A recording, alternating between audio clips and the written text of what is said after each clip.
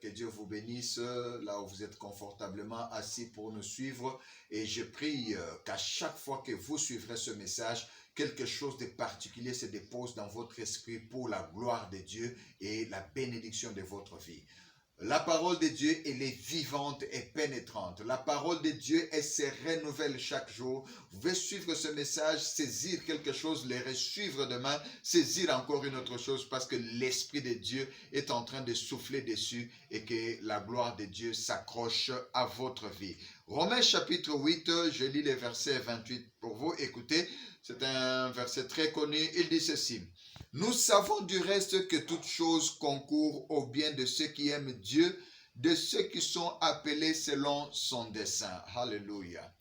Bien-aimés, je suis venu vous annoncer quelque chose de la part de Dieu qui peut prendre la même matière que l'ennemi a utilisée pour détruire ta vie, mais lui, il peut transformer cela pour faire sortir quelque chose de merveilleux de ta vie. Et la Bible dit, toute chose concourt au bien de ceux qui aiment Dieu. David dit, toute chose travaille pour le bien de ceux qui aiment Dieu. Toutes choses travaillent ensemble. Il y a des choses qui nous arrivent dans la vie, bien-aimés. Vous pouvez penser peut-être que c'est un hasard, ou bien ce sont des choses qui sont arrivées pour te faire pleurer, ou bien des choses qui sont arrivées pour te faire choquer ou te scandaliser, mais une chose qui est certaine, la spécialité de notre Dieu, c'est d'utiliser toutes choses pour le bien de ceux qu'il aime. C'est ce que je suis en train de te dire ce matin, ou bien ça dépend de l'heure à laquelle tu vas me suivre. Je te donne ce message de la part du Seigneur, que faites-lui confiance parce que c'est lui qui a le contrôle des événements de votre destinée. Faites-lui confiance. En fait, dès que nous devenons chrétiens, nous devons voir directement ce verset et le comprendre et marcher avec ce verset comme notre révélation parce que les voies de Dieu ne sont pas nos voies. Dieu ne voit pas forcément les choses telles que nous les voyons. Je prends l'exemple dans la Bible de Joseph. La Bible dit quand Joseph partait en Égypte, c'est Dieu qui l'a envoyé. La Bible dit il envoya un homme. Joseph fut envoyé par Dieu pour le salut de ceux qui devaient venir plus tard.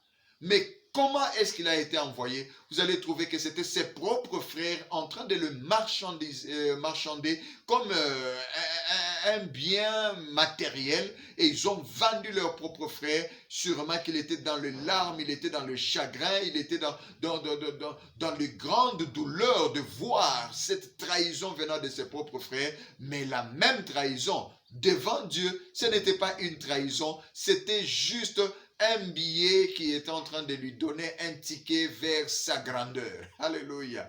Dieu peut te visiter dans un habit que tu n'avais jamais imaginé, mon frère. Dieu peut venir, mon épouse a l'habitude de dire, la bénédiction de l'Éternel peut venir ayant porté un salopette de mécanicien.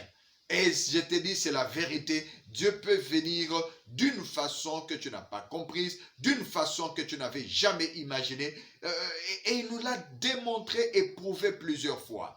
Regardez, il y a des choses dans la vie, je ne sais pas pour qui je parle maintenant, merci Saint-Esprit, il y a des choses que ton argent ne sait pas faire. Il y a des choses que les moyens que tu as maintenant ne savent pas faire, mais Dieu va les faire dans ta vie au nom puissant de Jésus pour montrer sa gloire. Le Saint-Esprit m'a révélé cette parole parce que je voyais directement la naissance de Jésus-Christ, notre Seigneur.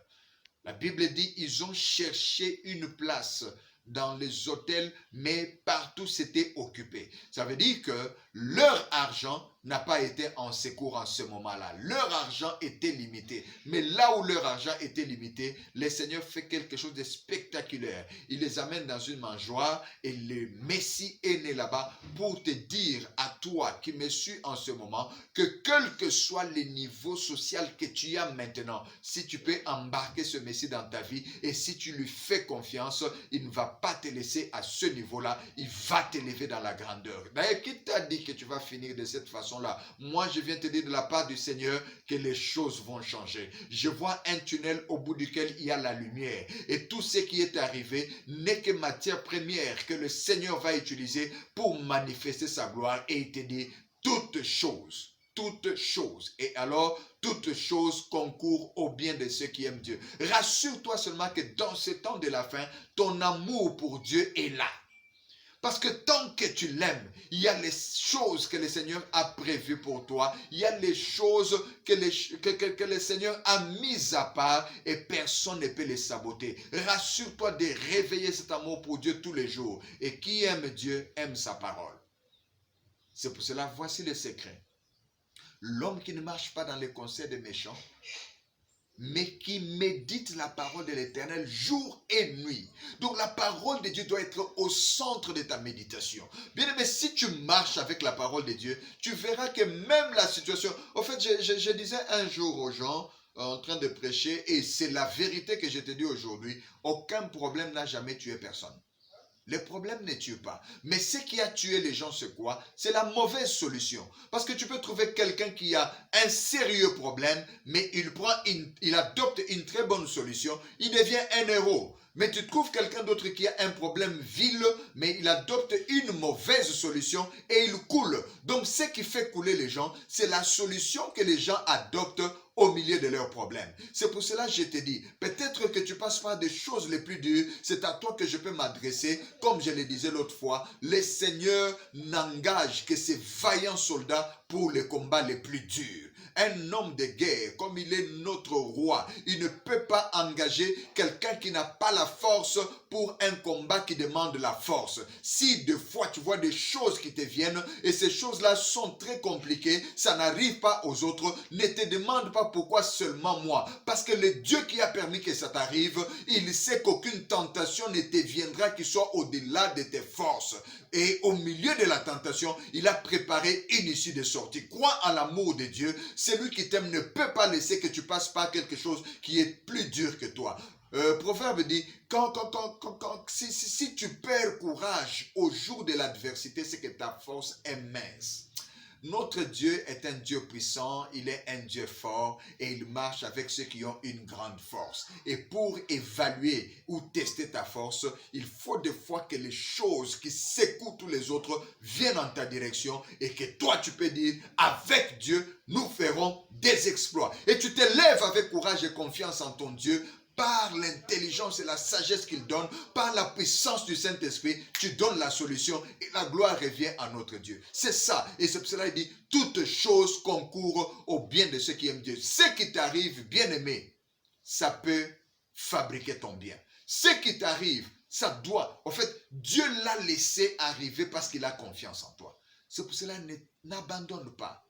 N'abandonne pas. Ne te décourage pas. Ne pense même pas à te suicider.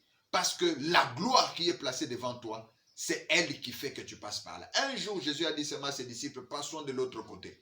Juste pour guérir quelqu'un d'un esprit qu'il avait rendu pratiquement fou et l'homme habitait dans les cimetières. Mais quand il a dit passons de l'autre côté, directement le vent s'est levé. La Bible dit c'était un grand tourbillon. Grand tourbillon. À la fin, il y a eu aussi un grand calme. Bien-aimé, laisse que les choses compliquées viennent, sois déjà dans la joie parce que le Seigneur t'a élu comme un héros. Quand il laisse les choses pareilles venir, c'est parce qu'il voit chez toi la gloire d'un héros. Alors prépare-toi à affronter quoi que ce soit parce que celui qui est en toi, celui qui est en moi, il est plus fort que celui qui est dans le monde. C'est pour cela, chrétien que tu es, prépare-toi, sache que toutes choses concourt au bien de ceux qui aiment Dieu, au milieu des choses qui te donnent la joie, au milieu des choses qui te rendent triste, au milieu des choses que tu maîtrises, au milieu de celles que tu ne maîtrises pas, quelle que soit la situation, glorifie le Seigneur et il va faire germer une puissance au-dedans de toi qui va maîtriser la situation. Au fait, tu es de ceux-là qui renversent les montagnes. C'est pour cela que le Seigneur permet que la montagne se lève devant toi. Je prie et je déclare que la grâce de renverser des montagnes, de donner de grandes solutions au monde, qu'elle soit ton partage au nom de Jésus. Quand le Seigneur m'a envoyé, il m'a dit, élève pour moi des sauveurs. Ce qui est des sauveurs, c'est des gens qui amènent des solutions là où les autres pleurent. Quand les rois déchirent les vêtements, des prophètes s'élèvent et disent, amenez-moi ce cas parce on doit savoir qu'il y a un Dieu en Israël. Oui, on doit savoir qu'il y a un Dieu dans ta famille au travers de toi. Reçois cette grâce de sauver autour de toi dans le nom puissant de Jésus. Amen.